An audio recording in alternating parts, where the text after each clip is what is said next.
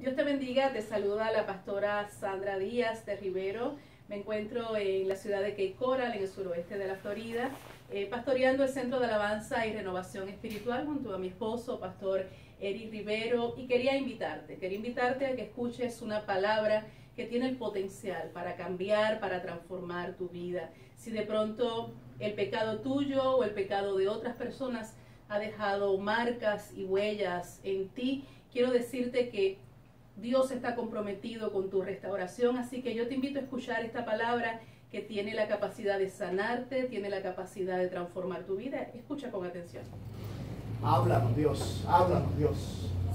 Es importante que siempre que vengamos a la casa del Señor, vengamos con hambre de Él, amén. Con el deseo de que Él examine nuestros corazones y nos hable profundamente. Romanos capítulo 8, verso 28, hoy vamos a estar hablando acerca de la soberanía de Dios en sus propósitos. Aleluya. La soberanía de Dios en sus propósitos. Esta serie de mensajes los compartí con la iglesia hace ya como unos 4, 5, quizás hasta 6 años atrás. Pero Dios ha puesto en mi corazón que vuelva a compartirlo con ustedes. Para algunos va a ser un recordar, para otros va a ser algo nuevo, un conocer. Espero y confío en el Señor que para todos sea una vivencia y una experiencia. Amén. Romanos capítulo 8, verso 28 dice: y sabemos, diga, y sabemos, que a los que aman a Dios todas las cosas, diga, todas las cosas. Esto es absoluto, no son algunas cosas. Todas las cosas les ayudan a bien. Esto es para todo el mundo. Es para todo el mundo el que todo le salga y sea de beneficio y de propósito. No, dice, esto es a los que conforme a su propósito son llamados. Así que este no es un verso para todo el mundo. Amén. Y sabemos que a los que aman a Dios, todas las cosas les ayudan a bien. ¿Cuántos de los que están acá en esta mañana aman a Dios? Amén. Me pregunto cuántos de los que puedan escucharlos a través de CDs y otros medios pueden decir: yo amo a Dios. Amén. Y sabemos que a los que aman a Dios, todas las cosas les ayudan a bien. Esto es, a los que conforme a su propósito son llamados. Dios, venimos a tu presencia en esta mañana con hambre y con sed de ti. Reconociendo lo que dice la Escritura: donde está el Espíritu, allí hay libertad. Por eso en este momento clamamos por esa libertad de tu Espíritu manifestada entre nosotros. Libertad para enseñar, para predicar, libertad para escuchar esta palabra y libertad para salir de este lugar listos y prestos a obedecer, Dios. En el nombre de Jesucristo, confieso en esta hora mi urgente necesidad de ti, Señor. Que seas tú mismo hablando, examinando, escudriñando lo más profundo de cada corazón, Señor.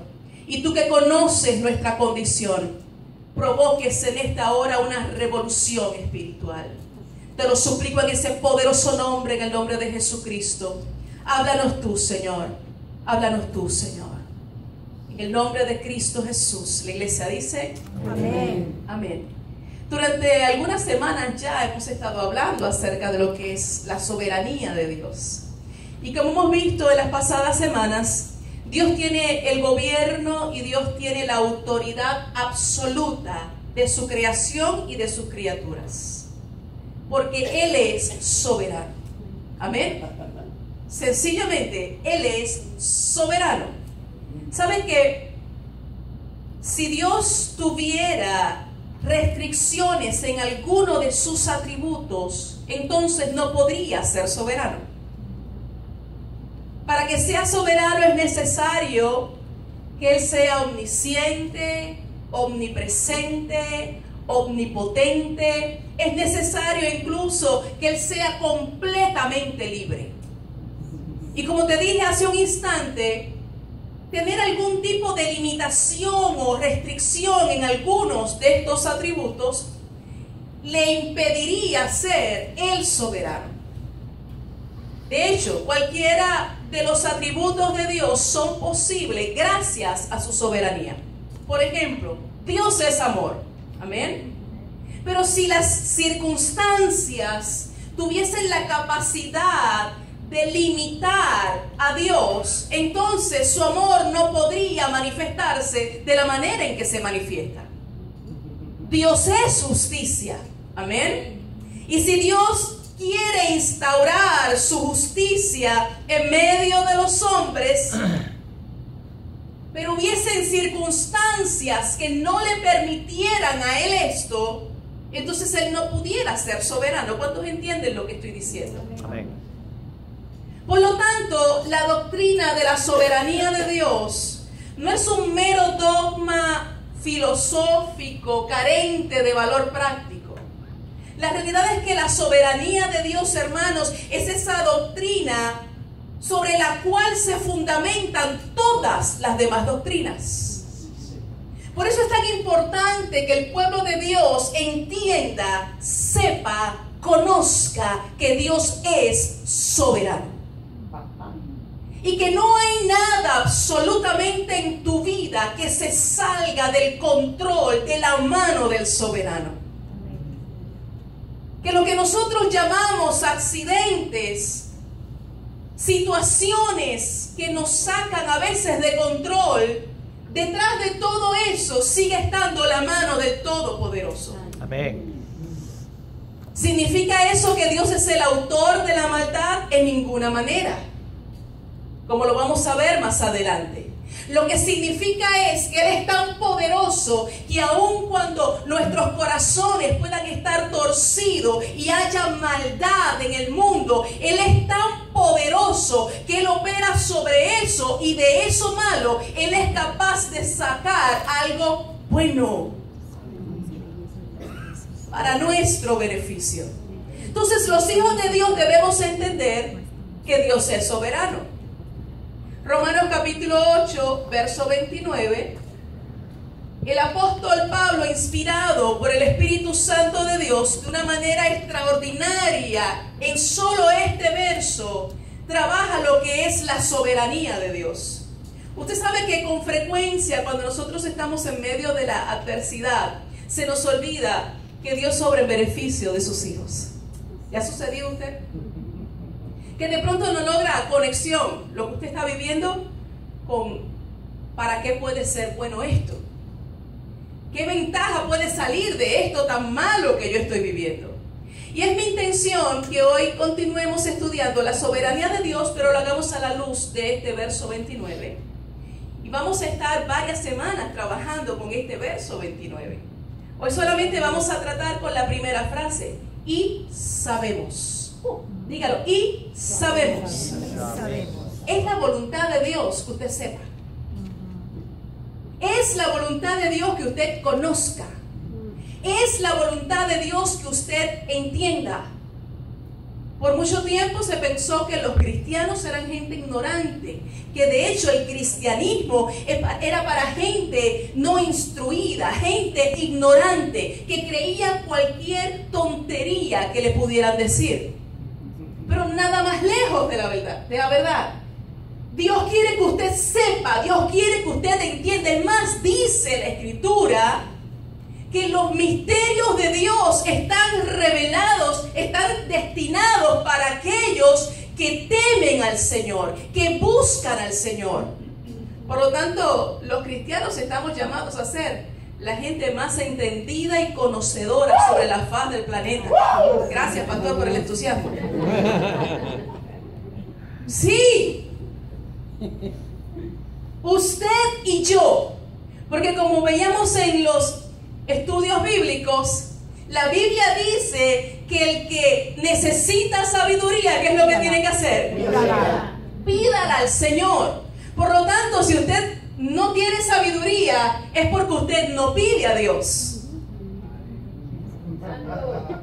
Y cuando usted se adentra en una relación con Dios, delante de usted comienzan a ser revelados misterios, y usted comienza a entender cosas que gente que es muy brillante no logra entender, porque solamente se pueden entender con la sabiduría del Señor.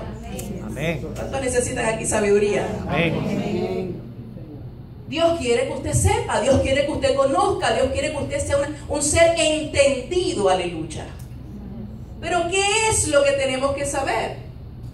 La palabra en griego para saber tiene diversos sinónimos, como por ejemplo conocer, comprender. Entonces, si expandimos el versículo con estos significados, el apóstol Pablo estaría diciendo: sabemos, conocemos, comprendemos. ¿Y cuál es la importancia de esta frase? ¿Qué es lo opuesto a conocer? Desconocer. ¿Qué es lo opuesto a entender? No entender. Lo opuesto a conocer es ignorar. Amén. El hecho es que la ignorancia en las escrituras es sinónimo de lo que son tinieblas. Las tinieblas son sinónimo de ignorancia. Y Dios es Dios de luz. Por lo tanto, Dios es Dios de conocimiento. Dios es Dios de inteligencia. Y todo aquel que es llamado a vivir en su luz comienza a adquirir ¿qué? Conocimiento, inteligencia, sabiduría, que es la capacidad de poner a funcionar de manera práctica todo el conocimiento que podemos tener. Si tú ignoras, si no conoces por qué Dios actúa de la manera en que Él actúa, no puedes entender. Y es el no entender que Dios es soberano, hermanos. Que Él hace lo que Él quiere, como quiere y cuando quiere. Lo que muchas veces nos lleva a vivir en incertidumbre, en frustración, incluso en depresión. Amén. Dígame si eso no es cierto, que cuando usted esté en una prueba, lo más difícil de esa prueba es no entender por qué Dios permite que usted esté pasando por esa prueba. Oh my God. Eso crea un efecto emocional en nosotros que a veces puede ser devastador. Porque no podemos entender si Él tiene todo el poder, ¿por qué no hace algo para sacarme de esta situación en la cual yo me encuentro? Si Él es tan bueno como dicen que Él es tan bueno, ¿por qué Él está permitiendo esta circunstancia que no se siente para nada bien? Pero cuando usted recibe de pronto la revelación de por qué usted está pasando por lo que puede estar pasando y que hay un propósito de Dios, que algo está haciendo Dios, solamente eso comienza a fortalecer su vida, comienza a llenarlo de esperanza, porque usted entiende que lo que está viviendo es temporero, es pasajero. Y Dios tiene un propósito con lo que se está viviendo. Cuando usted estudia las cartas del apóstol Pablo, se va a dar cuenta que con muchísima frecuencia Pablo solía orar por la iglesia y oraba en estos términos: que te conozcan, que te conozcan, que entiendan, que su entendimiento sea iluminado. Pablo oraba continuamente por un espíritu de revelación y conocimiento de lo que es la voluntad del Señor. Para que sepamos, para que entendamos. Mire, el mismo Cristo decía: Padre, para que te conozcan. Oraba de esa manera. Hermano, Dios no nos quiere andando en oscuridad, porque como te dije, la oscuridad es sinónimo de ignorancia. A mayor luz, mayor entendimiento de los propósitos de Dios. A mayor luz, mayor entendimiento de lo que son los caminos del Señor. Entonces, a medida que nosotros vamos sabiendo, a medida que nosotros vamos conociendo, en la medida en que nosotros vamos comprendiendo, nos vamos dando cuenta de que todo obra para bien en la vida de aquellos que amamos al Señor, de aquellos que descansamos en lo que es su soberanía. Una de mis historias favoritas es la historia de José. ¿Cuántos acá han leído y conocen al detalle lo que es la historia de José? Yo te invito a cuando llegues a tu casa o durante la semana, que tú te des un paseíto por el libro de Génesis. Desde el capítulo 37 en adelante, vas a descubrir una historia maravillosa. Mejor que cualquier novela de esas que pasa Telemundo y Univisión y eso. Usted va a leer una historia maravillosa. Cuando usted la lea, usted va a poder pedirle a Dios incluso: Señor, descorre mis velos y déjame descubrir secretos y misterios que están ahí contenidos. Pero para beneficio de aquellos que tal vez no están tan familiarizados con esta historia, José fue vendido por sus hermanos. Sus hermanos se llenan de celo, de envidia, porque él era el preferido de su papá. Así que deciden venderlo. Un buen día lo toman, lo echan en una cisterna vacía, y pasaron por allí una caravana de ismaelitas y ellos lo vendieron. Así que este muchacho es vendido como un esclavo, y cuando llega precisamente a Egipto es revendido otra vez. Como si no hubiese sido suficiente traumático y humillante ser vendido una vez, ahora es revendido. ¿Alguna vez le ha sucedido eso a usted? Que tiene que pasar por la misma experiencia varias veces y usted dice: yo no puedo creer que esto me esté aconteciendo otra vez. Pues lo mismo le pasa a este hombre. Pasa una vez y pasa otra vez por una experiencia difícil. Y este hombre, su vida no fue nada fácil, porque llega a Egipto y comienza a prosperar. Entra a la casa de un hombre llamado Potifar, muy acaudalado, muy rico, y los negocios de este hombre comienzan a prosperar, pero la esposa de Potifar pone sus ojitos donde no debe. Así que comienza a desear a José y quiere acostarse con José. José, como un hombre fiel y temeroso de Dios, dice la Biblia que salió corriendo, salió huyendo. La mujer, con corazón herido, se sentía rechazada, se sentía humillada, porque este esclavo que trabajaba en su casa se había atrevido a negarse a estar con ella. Así que fue donde su esposo, y sangrando por la herida, le dijo: ese jovencito que tú tienes ahí se prospasó conmigo. Así que Potifar, ni corto ni perezoso, obviamente, este muchacho, yo le he puesto mi casa, mis riquezas, mi bienestar, la administración de todo, me siento traicionado, va y lo acusa, y este muchacho cae preso. 13 años preso.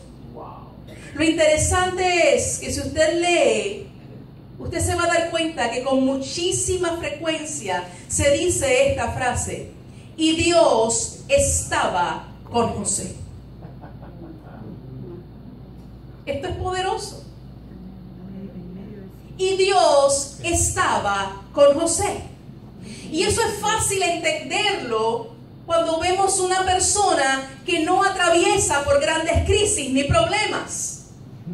Alguien que no ha sido el objeto o el punto de lo que es traición, alguien que no ha sido engañado, alguien que no ha pasado por grandes crisis. Es fácil entender: Jehová está con él, el favor de Dios está sobre esa persona.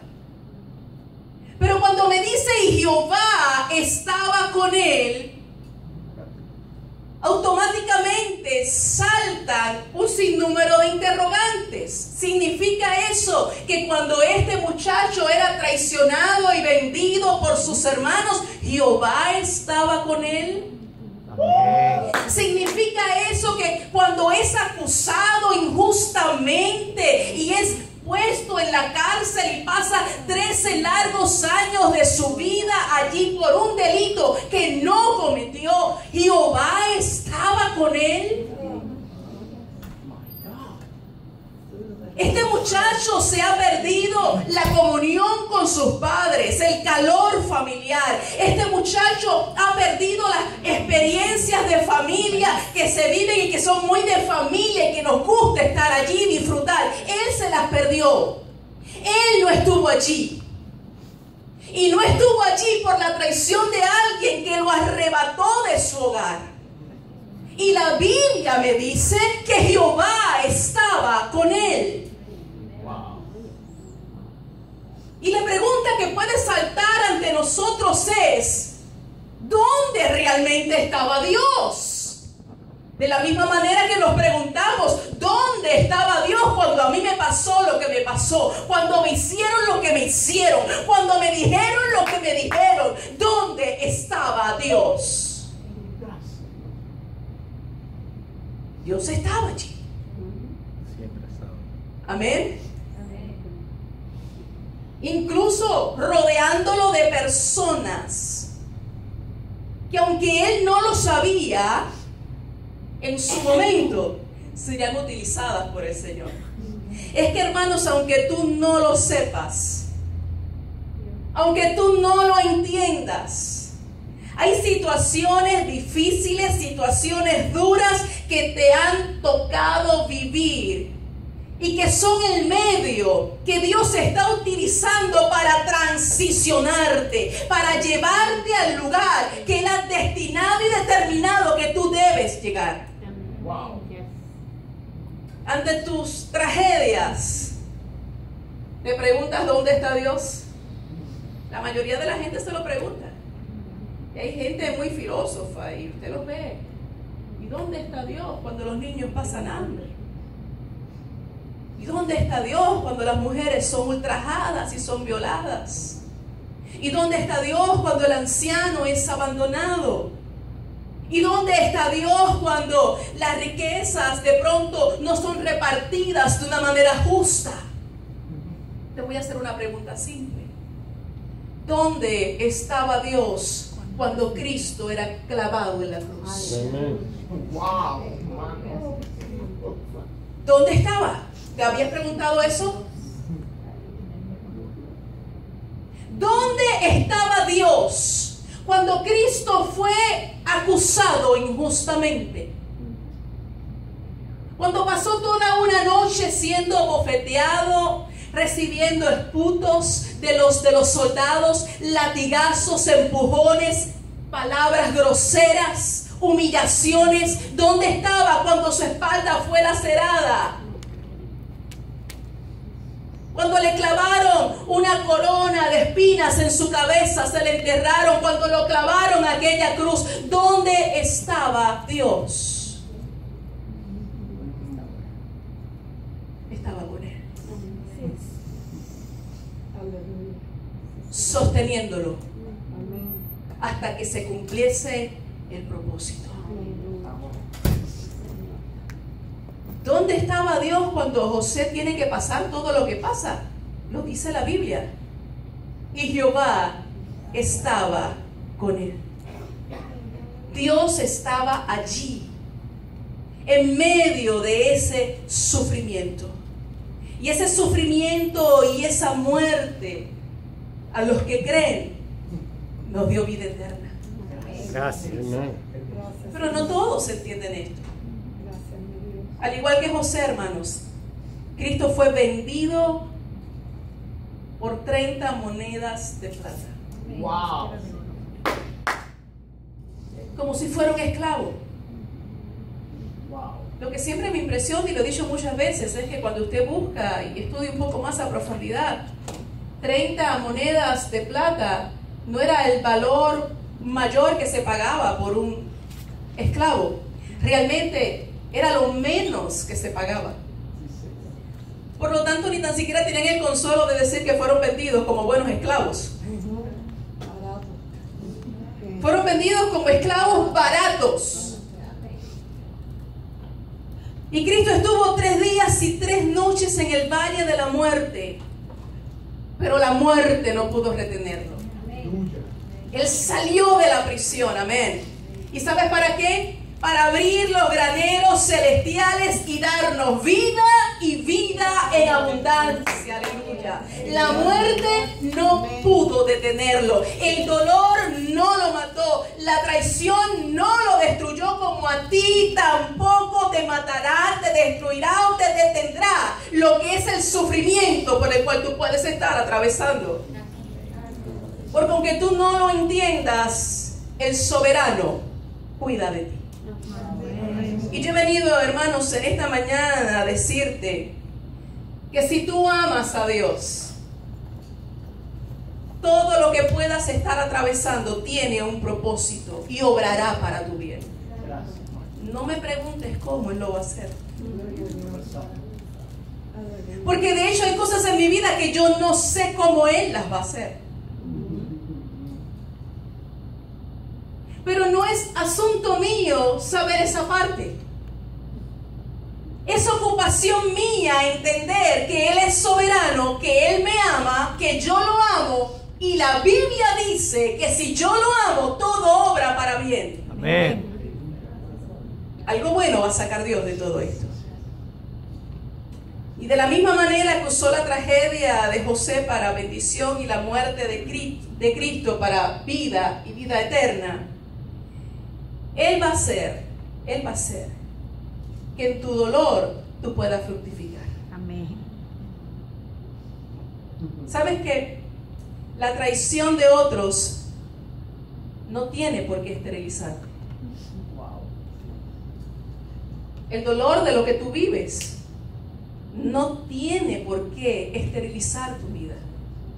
Cuando usted lea la historia completa de este hombre, usted se va a dar cuenta que allí en Egipto José tiene 2 hijos, Manasés y Efraín. Y los nombres que él le pone a estos muchachos son nombres bien simbólicos.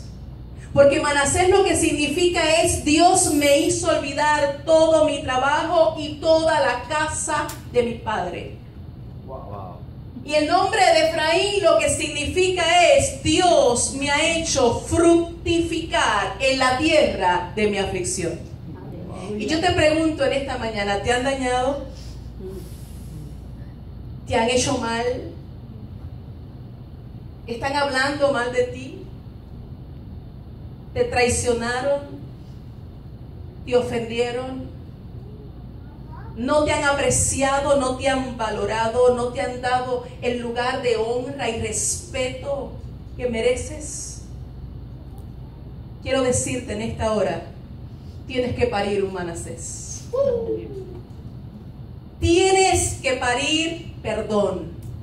Porque cuando este muchacho dice: Manasés, Dios me ha hecho olvidar la casa de mi padre y mi trabajo, está diciendo: lo que me hicieron mis hermanos ya no me afecta. Yo he cancelado la deuda. Yo he perdonado.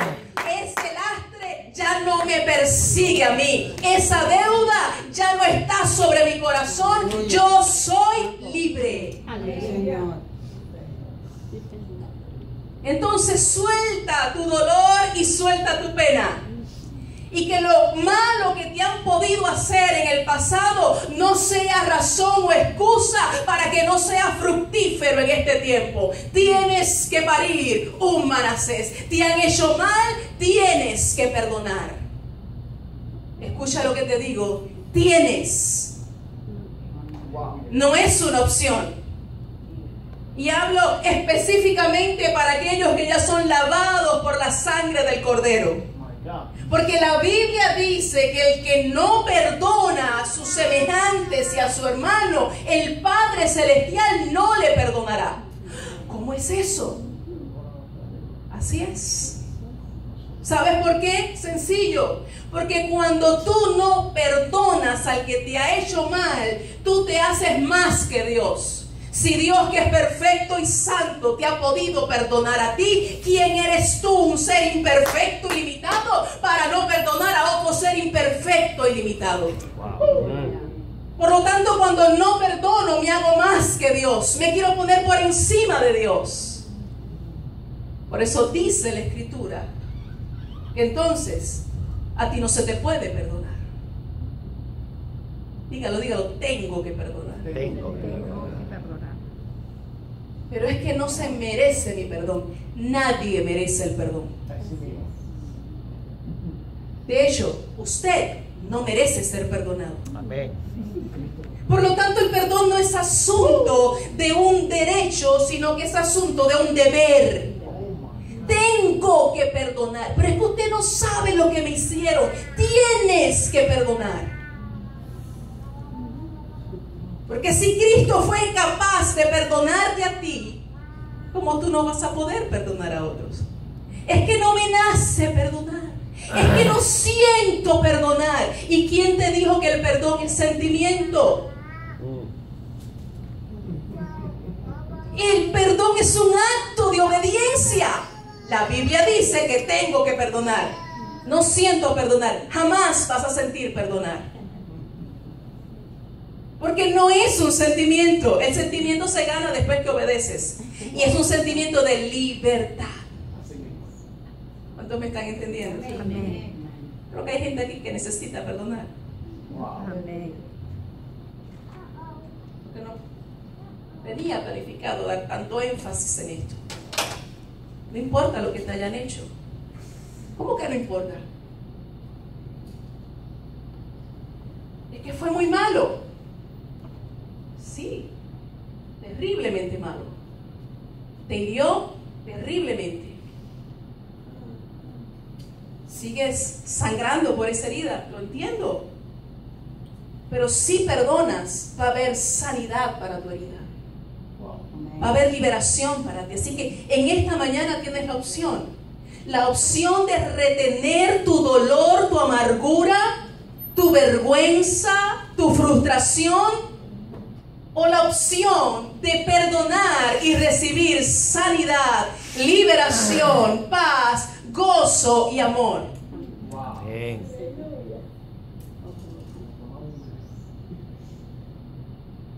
Es un acto de obediencia. Pero aparte de eso, él tiene a Efraín. Y Efraín, como te dije, significa Dios me ha hecho fructificar en la tierra de mi aflicción. Entonces, tienes que fructificar. Tienes que parir a Efraín. En tu valle de lágrimas, saca vida de muerte, saca fuerzas de debilidad, saca esperanza de desesperanza. Mire, José tuvo todas las experiencias que hemos mencionado, hasta que finalmente es puesto como gobernador en Egipto. Y como te dije hace un instante atrás, hace un rato, 13 años en prisión. Casi la mitad de su vida este hombre ha estado como un prisionero por un delito que no cometió. Y de la noche a la mañana, de un minuto a otro, sale de la prisión. Y a mí me encanta recordarme esto cuando siento que los procesos de Dios están tardando demasiado. Es que Dios es así. Lo que a ti te ha tomado 13 años y no has logrado, Dios lo hace en un instante. Así mismo es. Este muchacho amanece con ropas de prisionero y cuando se va a la cama ese día está vestido con ropas reales. Amén. Estaba barbú, todo feo, pelú, con ropas de prisionero, durmiendo sabrá Dios dónde, en el piso quizás. Pero esa noche fue a la cama afeitado, recortado, bañado, perfumado, con ropas reales. ¿Quién lo hizo? El soberano. Dígalo, de la noche a la mañana. Y nosotros nos desesperamos, nos vemos en nuestros pozos, nos vemos en nuestros calabozos y pensamos que es nuestro fin. Pero el soberano nos sorprende. Dígale a alguien, Dios nos sorprende. Dios nos sorprende. Interesante, porque si usted sigue leyendo la historia, va a descubrir que en Egipto se desata una hambruna. Y sus hermanos van a Egipto para pedir, para tratar de comprar y conseguir un poco de alimento. Y ellos no reconocen a José, pero José obviamente los reconoce a ellos. Y cuando sus hermanos llegan allí, él se revela delante de ellos y les dice: yo soy José, a quienes ustedes vendieron. Note cómo está la responsabilidad humana. Yo soy José, a quienes ustedes vendieron. Si usted buscara en Génesis 45:5, él dice unas palabras maravillosas que yo me imagino que los hermanos tienen que haber quedado bien confundidos. Él les dice: no os pese haberme vendido. Mire, este hombre fue traicionado por sus hermanos. Este hombre fue traicionado por personas a quien él había respetado y para quien él había sido de enorme bendición. Ha pasado casi la mitad de su vida en prisión, lejos de su familia, lejos del amor de sus padres. Se ha perdido, como te decía, momentos especiales, familiares. Y yo no veo amargura en el corazón de este hombre.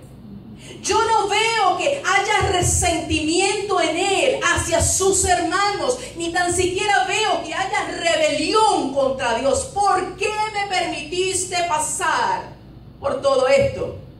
Entonces estamos frente a un hombre que sabía, conocía y comprendía que Dios es soberano.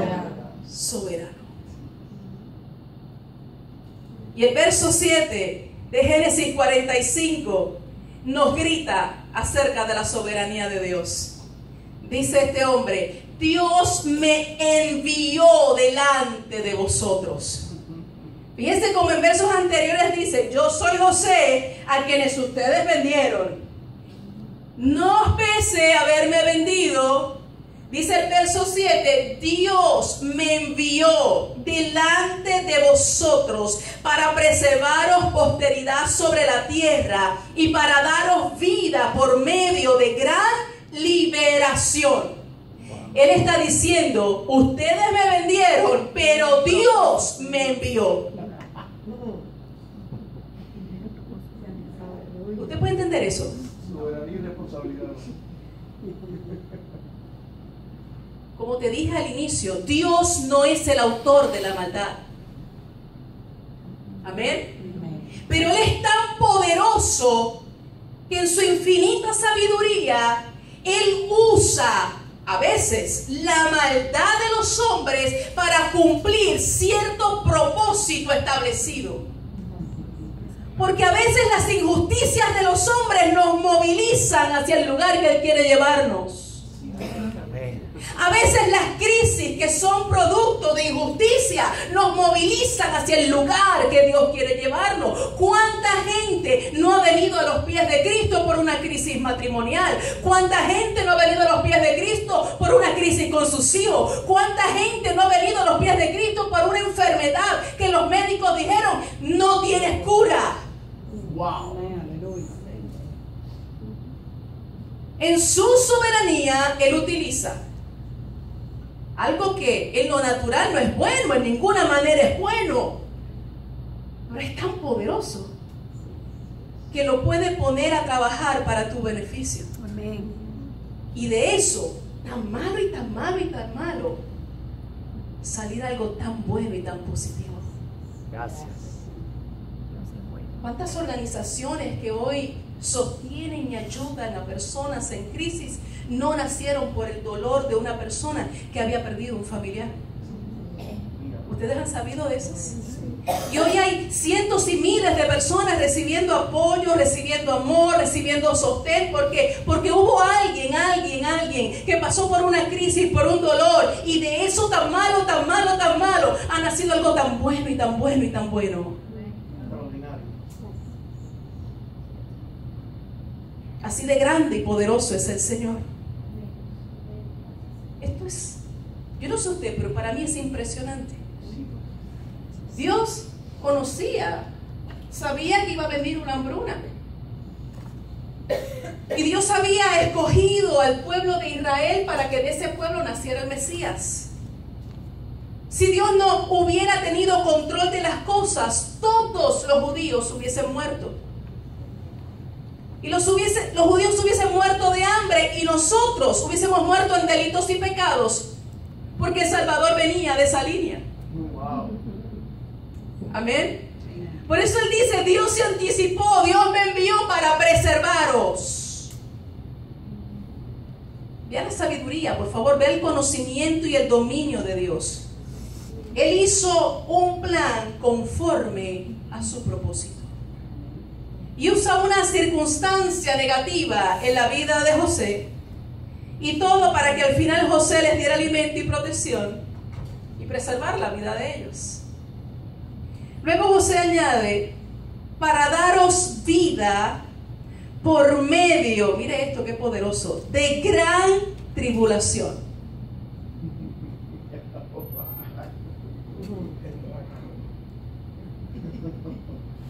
Lo que yo he tenido que sufrir, la tribulación que yo he pasado durante todos estos años, es para que ustedes puedan tener vida ahora. ¿No les grita esto la escena del Calvario? Cómo la tribulación de Cristo, su aflicción, su muerte, es para darnos vida y vida en abundancia. ¿De quién fue la tribulación? ¿Quién tuvo que sufrir? ¿Quién tuvo que derramar lágrimas? José. ¿Quiénes fueron beneficiados? Los traidores. Los traidores, los que lo vendieron. ¿No les grita esto? La escena del Calvario. Nosotros vendiendo al maestro, traicionándolo, negándolo, azotándolo.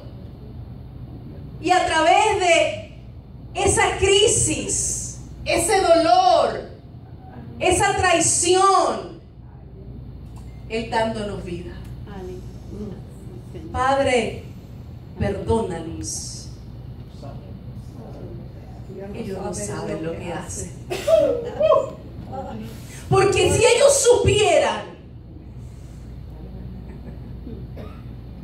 Pero ahora Dios quiere que tú sepas. Antes no podías saber. No podías, pero ahora puedes saber. Y sabemos que a los que aman a Dios, todas las cosas ayudan a bien. El problema es que nosotros, cuando no sabemos, nos cuesta entender. Y en el versículo 8 dice, así pues, no me enviasteis acá vosotros, sino Dios. Ustedes me vendieron, pero Dios se anticipó. Dios me mandó para acá. Dios me puso en esta posición de autoridad para que a través de lo que es mi sufrimiento, ustedes sean salvados. ¿Sabes que cuando tú tienes conocimiento de la soberanía de Dios y sabes que de todo lo que pueda suceder en tu vida, Dios tiene control? Entonces, tú comienzas a descansar en la soberanía de Dios. Así es, sí, Señor. Y eso a su vez protege tu corazón. Al punto de que tú puedas decir como el salmista, en paz me acostaré, asimismo dormiré, porque solo tú, Jehová, me haces vivir confiado. O puedes decir como el apóstol Pablo, estoy seguro que ni la vida, ni la muerte, ni ángeles, ni principados me podrán separar del amor de Dios que es en Cristo Jesús, Señor nuestro. ¿Puedes comprender cuán importante es que te sea revelado que Dios es soberano? Porque cuando entiendes que Dios es soberano, no vives la vida como si todo lo que te está pasando es un accidente o como si tú fueses una víctima de las circunstancias. Tú comienzas a vivir sabiendo que tú vives bajo la soberanía de Dios y que Él tiene control y que puede permitir cosas. El Señor puede hacer, el Señor, cosas que mis emociones no me agraden, pero confío que al final de todo eso será para bien, para bendición. Señor, te agradecemos. Te agradecemos en esta mañana, Dios, por volvernos a recordar que tú eres soberano, que tú estás en control de todo lo que acontece, que nuestros tiempos están en tus manos, Dios. Te agradecemos en esta hora por la confianza con la que podemos vivir, sabiendo, Dios, que tú controlas, monitoreas, determinas, y todo es de acuerdo al propósito y al plan que tú tienes. Oro para que aquellos que puedan estar atravesando por tiempos difíciles, quizás aquellos que han estado preguntándose o cuestionando dónde estás tú mientras ellos sufren, ruego en esta hora para que sus corazones sean confortados y puedan comprender, Señor, que tú, como soberano amoroso que eres, trabajas en beneficio de nosotros. Gracias, Dios, por tu palabra. Sosténnos, fortalécenos. El mensaje de Dios haya hablado a tu vida. De hecho, si mientras estabas escuchando sentiste como si alguien me hubiese hablado acerca de ti, de lo que tú estás pasando, eso tiene una razón de ser. Es que Dios estaba hablando directamente contigo. Romanos capítulo 10, verso 9 dice: si confesares con tu boca que Jesús es el Señor y creyeres en tu corazón que Dios se levantó de los muertos, serás salvo. Yo quisiera preguntarte si alguna vez has tenido la oportunidad de confesar públicamente a Jesucristo como el Salvador personal de tu vida. Si nunca antes lo has hecho, si nunca antes lo has invitado de una manera formal a entrar a tu vida, lo has confesado a Él como ese Señor y ese Salvador personal, es muy sencillo, es muy fácil de hacer. Basta con que ahora mismo, ahí donde tú te puedas encontrar, si tienes la oportunidad, puedas cerrar tus ojos, puedas hacer esta simple oración. Dice la Biblia que si tú le confiesas como tu Salvador personal, Él entra a tu vida, Él perdona tu pecado y te conviertes desde ese instante en hijo de Dios. Así que si Dios te ha hablado a través de este mensaje y tú reconoces que tú tienes necesidad de Dios, basta con que hagas esta sencilla oración. Señor Jesús, reconozco que soy un pecador, recibo la palabra que has hablado a mi vida hoy y te confieso como mi Salvador personal. Te pido que entres a mi vida, te pido que perdones todos mis pecados. Te suplico en esta hora que me llenes con tu Santo Espíritu. En el nombre poderoso de Cristo Jesús. Amén y amén. Este es el primer paso. No es el único, tan solo es el primer paso. Necesitas ahora ir a una congregación, una iglesia en donde se predique que solo Jesucristo y solo a través de Jesucristo hay salvación. Una congregación donde se predique que toda la Escritura es inspirada por Dios y es útil para corregirte, para edificarte, para llevarte a una dimensión mayor en donde tú aprendas a caminar en compañerismo con Dios. Si vives en la ciudad de Cape Coral, qué gusto nos daría que nos pudieras visitar, que te reunieras con nosotros, que te congregaras aquí y todos juntos alabáramos al Señor. Dios te bendiga.